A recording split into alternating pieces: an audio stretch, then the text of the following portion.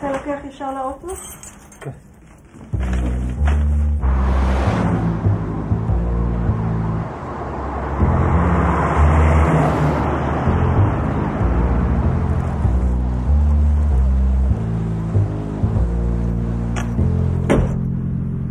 אלוהים עשה לנו הפסקה בין שני ימי גשם.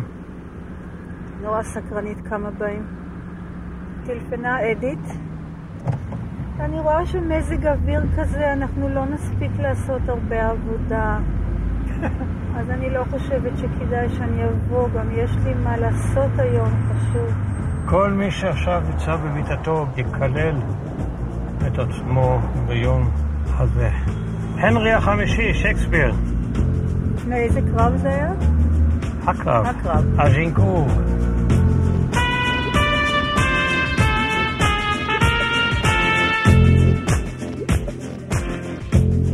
אורי אבנרי הוא האיש שהישראלים אוהבים לשנוא כבר יותר מ-50 שנה.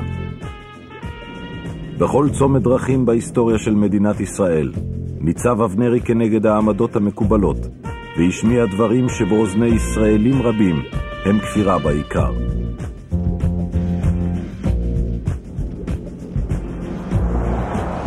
למרות תרומתו המשמעותית לעיצוב דמותה של המדינה, פועל היום אבנרי בשולי ההתרחשות הפוליטית והציבורית. דוגמה חיה לביטוי, אין נביא בעירו.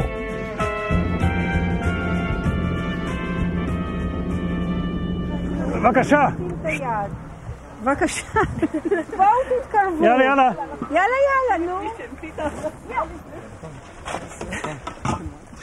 אנו החלוצים נבנה את פלסטין אפשר. החלוצים נבנה את פלסטין. פלסטין מי יבנה בית בפלסטין. אנחנו החלוצים נבנה את פלסטין. הייתי אדם לאומי ולכן לחמתי במלחמת 48 כאשר לא הייתה ברירה. הייתי אדם לאומי ולכן אני הבנתי שצריכים לכבד את הלאומיות של הצד השני וצריכים להתחשב בה.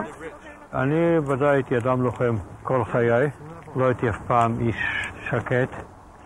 אפשר לומר עליי מה שהנביא ירמיהו להבדיל אמר על עצמו, איש ריב ואיש מדון. אם אתה חושב שיש בך איזושהי אמת ואתה רוצה להילחם למען האמת הזאת, אתה איש לוחם, בלי ספק.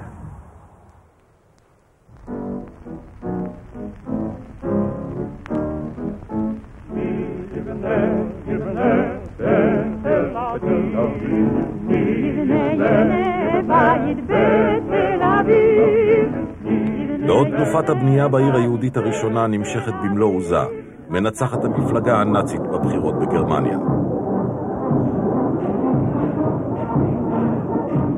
בעיר הנובר מבין הבנקאי היהודי העמיד אלפרד אוסטרמן שליהודים מסוכן להישאר באירופה.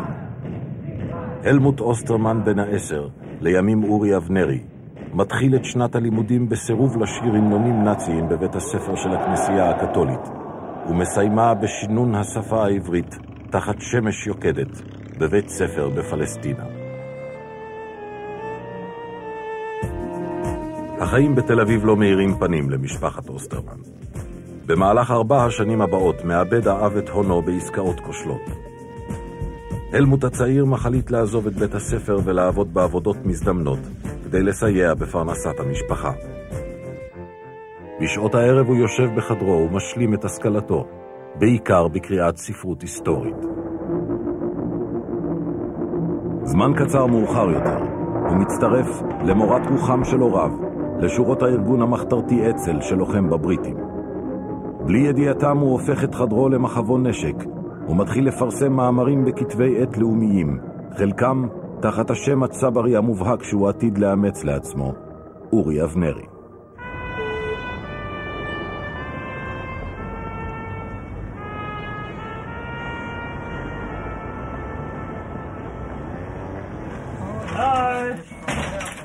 ברוך הבא. בזמנו איתך. כן. יש מיזוג אוויר או אין? יש. סלמת ממה שקרה לי. כן. שכחתי שם המחתרת שלך. עוד מעט גם אני אשכח. אלכס. אלכס, זהו. כן. אתה יודע ממתי אני מכיר אותך? מתקופת התאים הלאומיים. חוף החשמונאים. כן. הצריף שמה. שמה בליל שישי היו הרצאות בענייני דיומא, וסיפרו לי שאתה צריך להופיע שם. מתוך סקרנות באתי. נער בן 17 הקסים אותי, לא רק אותי, את אבי. אני לקחתי גם את אבי, הוא יצא מוקסם, איך נער צעיר כזה ניתח את המצב הפוליטי הבינלאומי, את מקומם של היהודים בקלחת הזו. משהו כל כך מרשים, שאני עד היום הזה זוכר את הנער הזה. את יוסף אוסטרמן, שהופיע אז לפנינו. אני נראיתי אז כבן 14, אני חושב. נראיתי הרבה את הצעיר מגילי. לאמיתו של דבר היינו חברים באיזה מחתרת סודית של אף אחד. אסור היה לדעת שאנחנו חברים. גם להורים לא סיפרתי שלנו שאני הולך. מצד שני הלכתי לצד הקרוב לכביש של המדרכה, כדי שבנות השכנים יראו אותי עובר, צועד עם נעליים ככה דופק ברגליים, כדי שיציצו ויראו שאני שייך למשהו. הגאווה הנערית של בחור בן 16-17, שהוא שייך ועושה משהו. ולא יכולת לספר לאף אחד הזה, אפילו לא לחברה שלך. פעם אחת שלחו אותי להקים תא של אצ"ל בתנועת הנוער הציוני. ותפסו אותי שם בגלל זה שאני גיליתי לבחורה אחת שהתאהבתי בה, ובעצם זה היה שוויץ. שהיא לפחות תדע שאני כזה אדם חשוב. כזה גיבור. כלומר שמה טעם להיות גיבור לאומי, אם אף אחד לא יודע שאתה גיבור לאומי. שמרתי כאן קצת מהעיתונים הישנים. אלה חוברות במאבק שנשמרו אצלי. זו הייתה חוברת שאורי הוציא, הוא היה העורך, הוא גם כתב את רוב המאמרים, הוא כתב את רוב הכתבות, הוא גם מכר את זה, הוא הפיץ את זה בקיוסקים, הוא היה האיש שעשה את זה. מה הייתה האוריינטציה הפוליטית של במאבק? מאבק נגד הכובש, נגד האימפריאליסט. המאבק איננו על חתיכת האדמה הקטנה שלפנינו. النيران ليس على هذه القطعة الصغيرة من الأرض. המאבק הוא נגד התוכנית לספח את כל השטח הזה למדינת ישראל.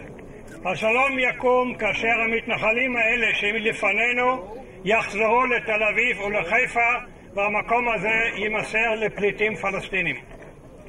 אנחנו איתכם במאבק הזה, ואנחנו נעבור לכל קריאה כמו שבאנו לקריאה הזאת.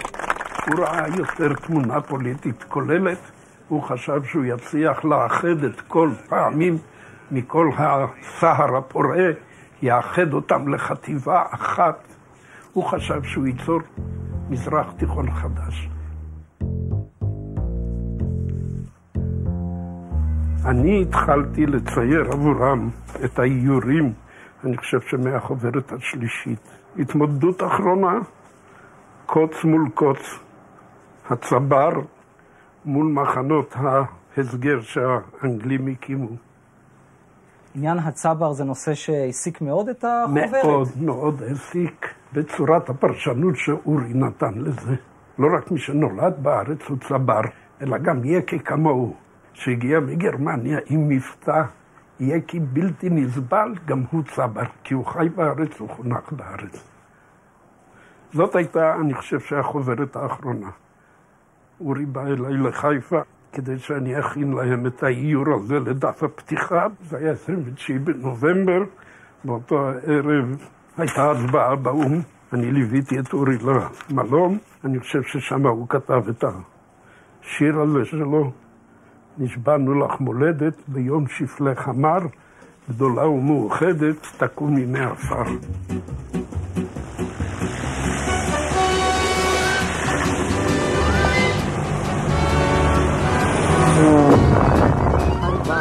ארבע על הג'יפ הדוהר ובוקע השיר מן הלב.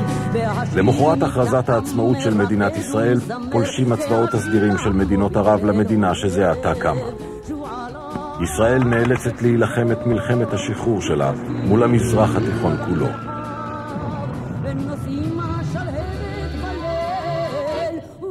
אורי אבנרי משתתף בקרבות הבלימה הקשים מול הצבא המצרי כלוחם בסיירת הראשונה של צה"ל, שועלי שמשון.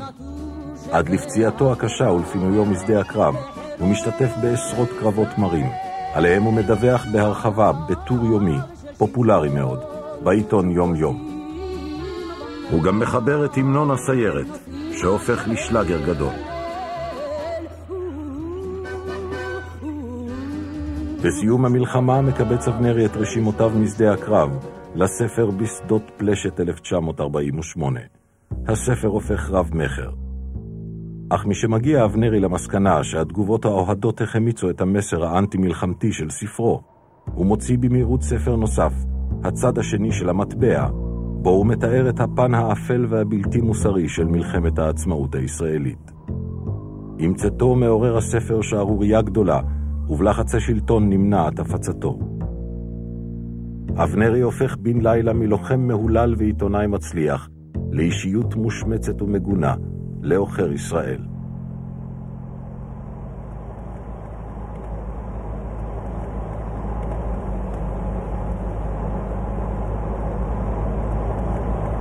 מי יש לנו פה?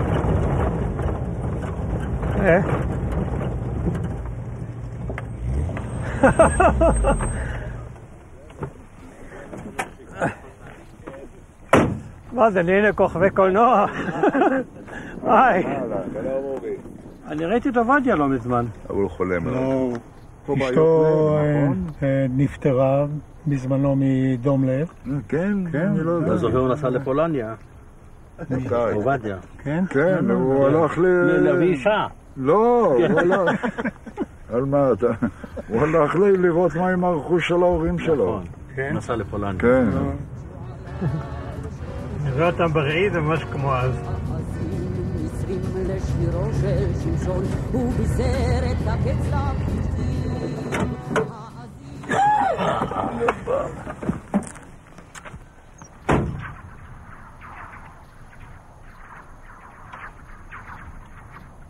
מכיוון שהייתה סכנה שערבים שברחו מהכפרים יחדרו חזרה ויחסמו את הכביש שמוביל לנגב. אז קיבלנו הוראה לעבור מכפר לכפר ולוודא שאף אחד מהתושבים הערביים שברחו לא חזר. ההוראה הייתה כל מה שזז להרוג. אם זה איש, אם זה אישה, אם זה ילד, אם זה גמל, אם זה חמור, להשמיד. היה לך חבר בלונדיני שאחרי זה ירד לאוסטרליה. מי שירד לאוסטרליה זה היה בחור בשם מסמר. מסמר? גייסט. גייסט היה שמו. לא גוסטי גייסט. אתה מהונגרים. בכל מקום, גוסטי גייסט זה, הוא למד רפואה בהונגריה. כן, נכון. והוא היה תופס מצרים מתים, אז עם סכין, עם אולר, הוא היה מנתח אותם. אמרתי לו, מה אתה עושה? הוא אומר, תראה, בהונגריה שלנו און תואפות בשביל לנתח מתים. פה זה חינם. למה שאני לא אנתח? היה עוד אחד, ישראל לברטוב. הבלונדי הזה. היה בחור ללא חת. הוא היה רוצח של ממש. נכון? זה היה משהו מפחיד. מרוסיה הוא בא. הוא נראה, לא, מפולניה. כן, הוא ניצול שואה. הוא היה ניצול שואה, והוא נראה גוי לכל הדעות. הוא היה ממש רוצח. אחרי שביתת הנשק, כשישבנו במחנה יונה, הלך הבחור הזה, עשה סיור עם שני ג'יפים לאורך הקו הירוק, והערבים עברו מצד אחד לצד שני לשדות שלהם. הוא אמר, אתם לא יכולים להיות פה, זה עכשיו ישראל, תעברו לצד השני של הגדר. אם אני אבוא אחרי הצהריים, אני אראה אתכם, אני ארוג אתכם. הוא בא אחרי הצהריים, הוא מצא אותם, הוא הרג אותם. אין לכם רגשות אשם בעקבות סיפורים האלה? חביבי, בכלל לא. אתה שוכח שזה היו 100 מיליון ערבים מול 600,000 יהודים. המצב היה כזה, זה או אתה או הוא. אשאל אותך שאלה אחרת, אתה נמצא בבית עם אשתך ועם הילדים, ונכנסים שני גנגסטרים והולכים לעשות שוד, מה תעשה? אתה תשב בשקט? כן. כן, אתה תרצה לחסל אותם. וגם אם תחסל אותם, לא יגידו שאתה רצחת. יש הבדל בין זה ומה... אין שום הבדל, אין שום הבדל. איזה רגשות אתה שם? שאני חי? לא. הילדים האלה לא חוו את החוויה של מכ"ט בנובמבר 47. לא חוו אותה. אורי, ומה אתה חושב על זה? טוב, עזוב את אורי. כמספר אנשים... אורי של שנת 48 זה לא אורי של שנת 2001. כמספר אנשים ככה, הדעות.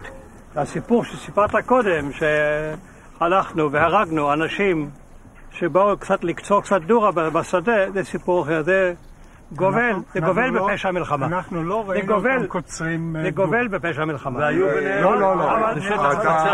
אנחנו ראינו... אני רוצה להגיד, רגע, תן לי גם להכניס מילה פה. אנא. אנחנו שכחנו את הפצצה הזו בירושלים בבן יהודה, שעשתה הרג נוראי. שכחנו את השיירה להר הצופים, שזו הייתה שחיטה נוראית. ולכן, אם אנחנו מנסים... מה קרה לפני זה? כמה ימים אחרי דיר יאסין, שנהרגו 259. אתה היום יכול להגיד שזו הייתה שחיטה, זה לא היה בדיוק שחיטה. דיר יאסין נכנעה, יצאו גלים לבנים, ונכנסו הכוחות. איך אתם יכולים אחרי 50 שנה לדבר כמו לפני 50 שנה? כאילו לא למדתם כלום בינתיים. אתה תמיד מנסה להיות מהאום. תראה לי כמה מנהיגים ערבים שהתחשבו בצד שלנו. היום? עד היום. עד היום. אני אשאל את אורי, ביושר, אתה היית איתנו פה, בכל השטחים. היינו דוהרים מהג'יפים אחרי כל אלו כמו ציידים ארנבות. אתה השתתפת ברדיפות האלה? אף פעם לא יריתי. מה, היה ביקורת נשק אחר כך? למה זה לא ירית? כולם ירו, כל המקלעים ירו. לא נכון שכולם ירו. אורי. היו כאלה שירו יותר, היו כאלה שירו פחות. היו כאלה שלא ירו בכלל.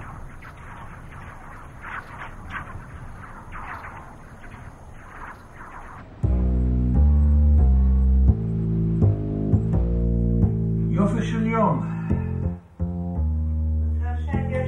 יום להפגנות.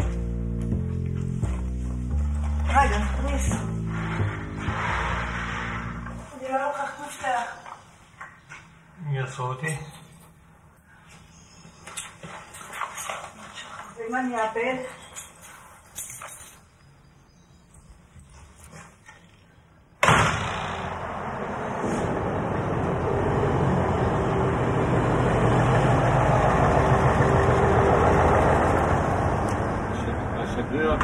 זהו.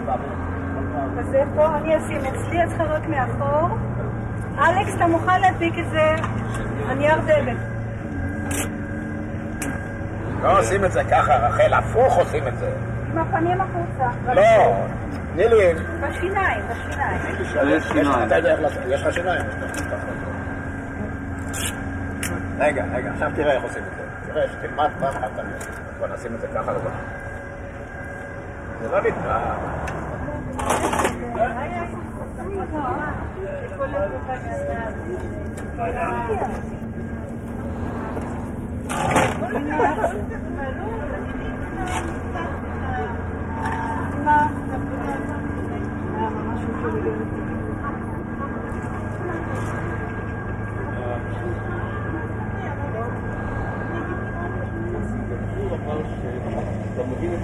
בין שאר השלטים שהוכנו להפגנה הזאת ישנו השלט ההר למוחמד והכותל למשה.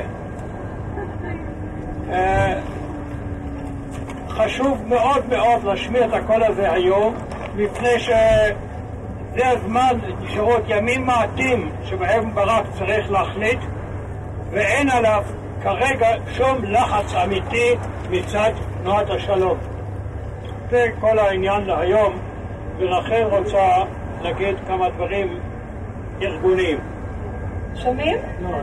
מה? ככה? שומעים? כן. אנחנו היום לא רבים, ולכן חשוב שאנחנו ננפח את עצמנו. פשוט לנפח את הנוצות להיראות יותר. וזה אפשר לעשות על ידי זה שאנחנו נעשה יער של שלטים. בואו הנה, נסתדר בשורה. חברים, נסתדר בשורה פה, לאורך הרחוב. נא לבוא הנה.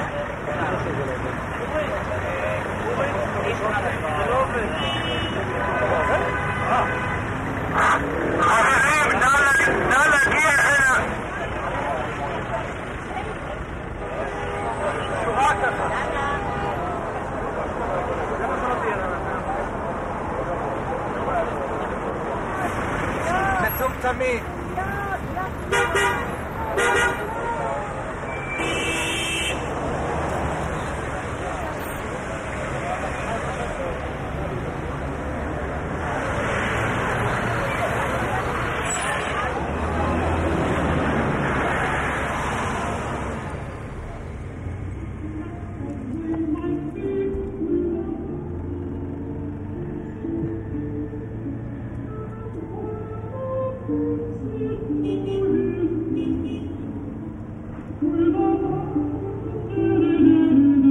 שירי העם האנגליים.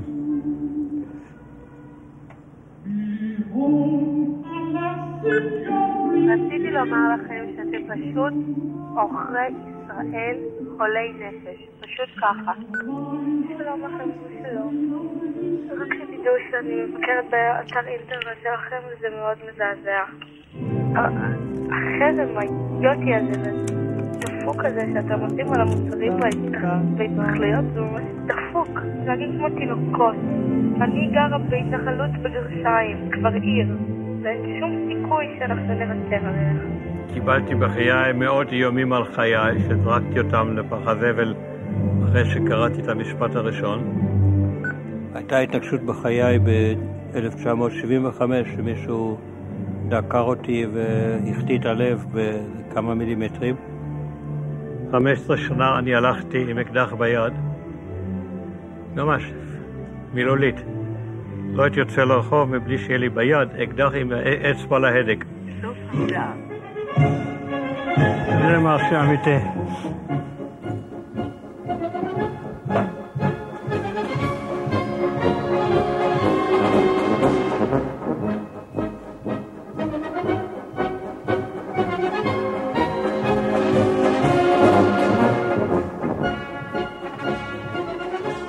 אני שומע אותה לעתים כשאני בלילה עושה את הצעדה שלי. עוזר מאוד ללכת. די גדול, אם אתה הולך סתם אתה שומע את המוזיקה הזאת. אלה המרשים הקלאסיים הגרמנים.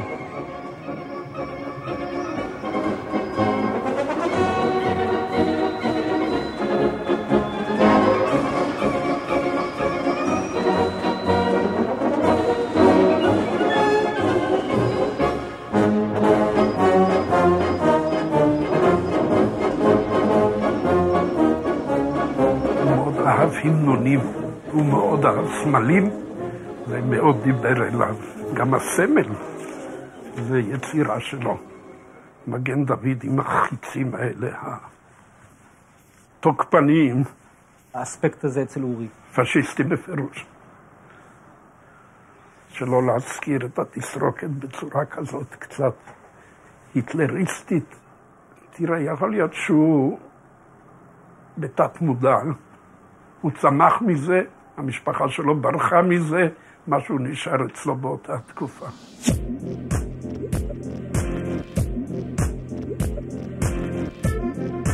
ב-1950, ימי שלטונו של דוד בן גוריון, ראש הממשלה הכל יכול ומנהיגה הנערץ של מדינת ישראל. מפלגת השלטון מפא"י שולטת במוסדות המדינה, בצבא, בהסתדרות ובכל המפעלים הממשלתיים. כלי התקשורת נתונים תחת צנזורה קשה, קולות אופוזיציוניים מדוכאים, ומתנגדי השלטון מוקעים כבוגדים. אורי אבנרי וחברו הקרוב משואלי שמשון, שלום כהן, רוכשים יחד את עיתון הפנאי העולם הזה. אבנרי הוא הכותב הבכיר והעורך הראשי, כהן הוא סגנו, ותחת ידם משנה העיתון השולי את דמותו, והופך לכלי הניגוח המרכזי נגד בן גוריון ועושי דברו. על דגלו חורט העיתון את המוטו, בלי מורא, בלי משוא פנים.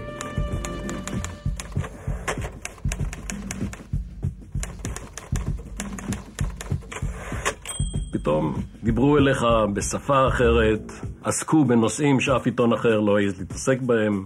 זה היה העיתון הראשון שהציג בארץ מה זה עיתונות חוקרת, חשף פרשיות, בעיקר פרשיות שחיתות. כשאנשים היו רואים את העולם הזה תלוי בקיוסק, נעמדים ככה. שערוריית שחיתות של מנכ"ל במשרד האוצר, מי היה קורא? מקסימום היו כותבים במקום קטן, אי סדרים במשרד ממשלתי. אני זוכר אנשי ציבור לא מבוטלים בדרגות הגבוהות ביותר, גם בצבא וגם במדיניות, מגיעים לקסית ביום שלישי בערב לקנות את העיתון לפני כולם ומדפדפים די בחיל ורעדה אם שמם הוזכר בפרשייה הזו או לא הוזכר בפרשייה הזו. אם היה חשש אצל אנשי ציבור מהעולם הזה, זה היה מהפחד האם העולם הזה תפס אותם או לא. כמעט כל העיתונאים של העיתונים אחרים בארץ, שהיה להם סקופים, שלא יכלו לפרסם אותם בעיתונים שלהם, היו באים אלינו, מניסיוני אני אומר, היו מתקשרים, אלי, יש לי סיפור שלך, בעיתון שלי לא נתנו לפרסם, בוא נפרסם את זה. זה היה הכוח של אבנרי, זה היה הכוח של העולם הזה, הוא היה שוטר, הוא היה שוטר אמיתי. אבנרי הוא גם מוציא לכתבות, הוא גם קורא להם בחזרה, הוא גם עובר עליהם, הוא מעמד אותם, מה שנקרא מעצב הגרפי. אבנרי היה לו המון חידושים, שהיום לדבר עליהם זה מגוחך. למשל, סגנון כותרות מוחץ. סנסציוני. מזעזע. היה לו גרפיקה מהפכנית. היה לו תקופה שהאותיות היו כאילו צוירו במברשת. צ'יק, צ'ק, טח. זה מתח עצום. העיקרון היה תצלמו הרבה, כי השימוש שאנחנו נעשה בתצלומים הוא אינסופי. על כל קונטקט הוא היה עובר. על כל שורה ושורה בקונטקט. הבן אדם לוקח תצלום של מישהו נואם באספה עם יד מושטת. זה תמונה שגרתית. כי בן אדם עושה ככה, כשהוא פונה לציבור, לפעמים הרבה פעמים הוא עושה ככה או עם יד אחת. אני רואה את אבנרי מחזיק שני סרגילים ישרי זווית. זאת אומרת, סרגל כזה עם 90 מעלות, ועוד סרגל כזה עם 90 מעלות. הוא שם אותם ככה על התמונה ומתחיל להזיז אותם. עכשיו, כשעסקן פוליטי נואם ויש לו קצת דברים שמרחבים את הציבור, ויש לו את היד ככה לציבור של שנות ה-60, ובעיקר ציבור יהודי, אתה לא צריך להגיד, זה מזכיר תמונות מהשואה, זה היטלר, זה הצורר, זה. זה כבר מרתיע. כדי לקדם את רעיונותיו, ממציא אבנרי פורמט עיתונאי חדש. עיתון בעל שני שערים. השער הקדמי של העולם הזה מציג את הפן הלוחמני של עיתון רציני ומעמיק. ואילו בשער האחורי מתנוססים בהתרסה צילומי עירום פרובוקטיביים מסוג שטרם נראה בעיתונות הישראלית. החומרים הצהובים מגדילים את היקף מחירת העיתון ב100%. בעזרתם מצליח אבנרי להחדיר את תפיסת עולמו לעשרות אלפי בתי אב, שאינם שותפים להשקפותיו הפוליטיות. המדור שלי נכתב פעם בחודש, והפך לפופולרי כל כך שזה הפך לפעם בשבועיים, אחר כך כל שבוע, ואחר כך הוא גדל לשני עמודים, והגיע שלב שאורי כבר דרש ממני, לפני שאני כותבת את המדור, שאני אגיד לו מה אני הולך לכתוב. הוא אומר, תשמעי, כל הסיפורים הכי מעניינים במדור, אז תגידי לי מה את כותבת, ואני אגיד לך, תגדילי את זה לשער אחורי. 18 מועמדות חינניות בבגדי ים התחרו ביניהן על התואר הרם של מלכת המים. אחר כך הייתי מנהלת מחלקת המודעות. אחר כך את כל תחרויות מלכות המים, וללכת לחופים, לחפש נערות, להביא אותם, ללמד אותם ללכת, להכין את הבמות, למכור את הכרטיסים. אבל בתואר הרם של מלכת המים זכתה נערה זו שקיבלה את הכתר מידי אורי אבנרי. והכל עשיתי. זה לא עם צוות, הייתי לבד. לעבוד בעולם הזה זה היה קריאת תחת. מפני שלא היה לך יום ולא היה לך לילה, והיו יכולים להזיק אותך בכל שעה ולשלוח אותך לכל מקום בארץ. זה לא היה מערכת יהודית, תטלפני לה, כתב שלנו באפולה. כן, כתב באפולה. אבנרי שלח אותי 3 פעמים לצפת באותו יום, כדי כל פעם להביא מסמך אחר, כדי לאשר סיפור שהוא תחקיר משטרה. אני עבדתי אצל אורי 20 שעות ביממה, חודשים על חודשים. קראו אותי בשביל אולי 500-600 שקל של היום. אבנרי צדק. הוא אמר, חוליה של העולם הזה, זה כמו חוליית קומנדו. היה לו ככה נטייה למיליטריזציה, אז הוא גם הכניס את המושגים האלה למערכת. היה התגייסות, היה כוננות, והייתה תחושה שאתה אף פעם לא יכול ללכת נינוח. יש איזו עוינות בינך לבין הסביבה המוסדית. ושוב, פה לכם, פרשת הקונסוליה בברלין. איפה זה? בצעד יוצאת דופן, פנה היום ראש המוסד. לא. איפה זה? ישראל איננה הקלטה. בפרשת תקליטי. קודם בחקירה התברר שלא היה מחדל. סימני כדורים, שמתי לב שסימני הקליעים היו בקרוב לתקרה ובקרוב לרצפה, מה שמעיד שלפחות ניסו לראות ברגליים או באוויר ולא בגופם של התוקפים. המסקנה העיקרית שאנשינו עובדי הקונסוליה גילו קור רוח ואומץ רוח ואפילו גבורה עילאית. מאבקים על חיים, על חיי המגינים ועל חיי זולתם. אתה רואה פה איך התקשורת הפכה לזונת חוצות. תקשורת ימנית, מגויסת לחלוטין, מקורנפת, משרתת את הממשלה. זה יופיע בתור דובר של השב"כ, וזה יופיע בתור דובר של משרד החוץ, וזה דובר זה. שום ביקורת בכלל, אף מילה אחת של דעה אחרת, של ראייה אחרת. וכמובן שאת ההפגנה שלנו שהם צילמו במשך שעה רצופה, המצלמה שלהם, שערוץ אחד, אין איזה זכר, זה לא מעניין, זה לא חשוב.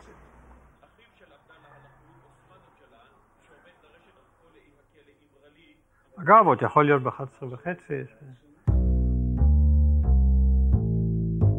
כמעט מהרגע הראשון הופך העולם הזה בעריכתו של אבנרי לעיתון לא לגיטימי בעיני השלטון. הוא נפסל להפצה בכל הגופים הממשלתיים ובצבא. אלמונים מחדירים פצצה לתוך בניין המערכת, וישר הראל ראש שירותי הביטחון מכריז שאבנרי הוא האויב מספר 1 של המדינה. אבנרי לא נרתע. הוא מפרסם את הטבח שביצעו חיילים מיחידת הקומנדו 101 של אריק שרון בכפר הפלסטיני קיביה.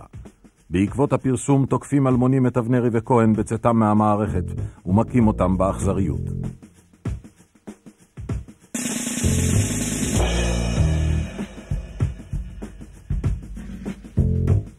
בתגובה למלחמת סיני שבמהלכה משתלטת ישראל על תעלת סואץ בעזרתן של צרפת ובריטניה, מקים אבנרי יחד עם נתן ילין מור את תנועת הפעולה השמית. התנועה קוראת לסיום הממשל הצבאי ביישובי הערבים בישראל, ותובעת